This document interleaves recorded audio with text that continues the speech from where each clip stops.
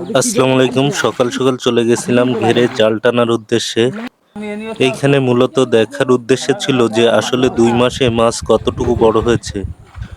সকালবেলার পরিবেশটা আসলে অনেক সুন্দর থাকে, চারিদিকে নিরিবিলি এবং মেঘাচ্ছন্ন পরিবেশ। আমাদের ঘেরে মূলত কি কি মাছ রয়েছে এটা আমরা আপনাদেরকে দেখাবো। এখানে মূলত ছোট মাছ ছাড়া এখানের মাছগুলো মূলত 2 মাসে কতটুকু বড় হয়েছে এটা দেখব, এবং এইখান থেকে কিছু মাছ অন্য ঘেরের জন্য নিয়ে যাওয়া হবে। আমাদের জাল টানার কাজ প্রায় শেষের দিকে। একটু পরে আমরা দেখতে পাবো এখান থেকে কি কি মাছ আমরা পাবো। আমার কাছে মূলত মাছ ধরাটা একটি বিশেষ আনন্দের মুহূর্ত। মাছ ধরতে আমার কাছে অনেক ভালো লাগে, দেখতেও অনেক ভালো লাগে।